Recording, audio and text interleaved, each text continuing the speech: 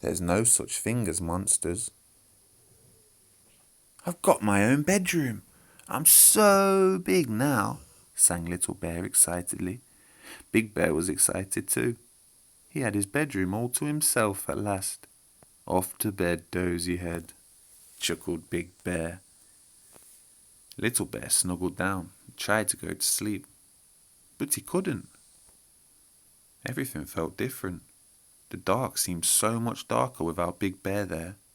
Then, as Little Bear peered into the shadows, he saw a monster, a big scaly monster, all covered in spines, watching and waiting and ready to pounce. Big Bear, Big Bear, cried Little Bear. There's a spiky monster in my room, and it's coming to get me. Big Bear rushed in and turned on the light.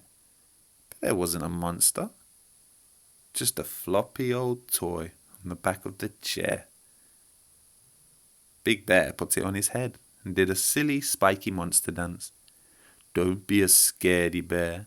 Shadows can't hurt you, he said. Little Bear snuggled down and tried to go to sleep, but it was just too quiet without Big Bear there. He tried humming a little song to keep the quiet out, and then he thought, what if there's something under my bed? Something that's keeping very still. Shh! He wriggled nervously over to the edge, peeked underneath, and saw a monster's tail. Big Bear, Big Bear, squealed Little Bear. There's a slimy monster under my bed, and it's going to eat me. Big Bear rushed in and dived under the bed. But there wasn't a monster, just a stinky old sock. Big Bear put his hand in the sock and made stinky sock monster noises. Then he bundled Little Bear back into bed. Night, night.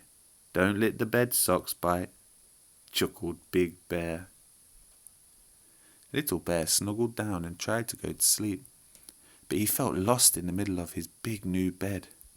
It was just too lonely without Big Bear there. Little Bear's lips started to wobble, and he was just about to cry when he heard footsteps coming closer. Tip, tap, tip, tap. The door slowly opened.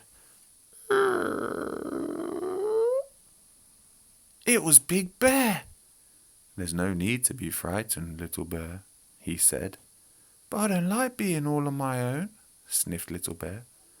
Don't worry, said Big Bear. I brought old Hoppity to keep you company. He tucked his favourite tattered toy into bed with Little Bear.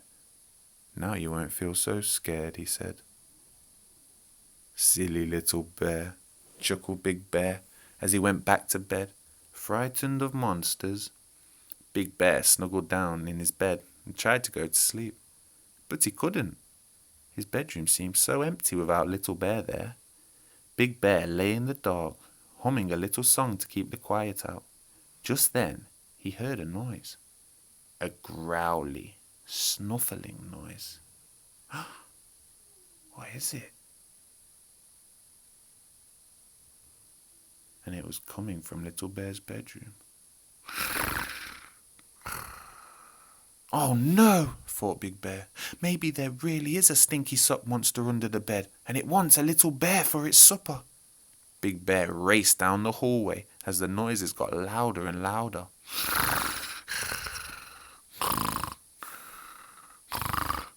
I'll save you, Little Bear, he cried, pushing open the door.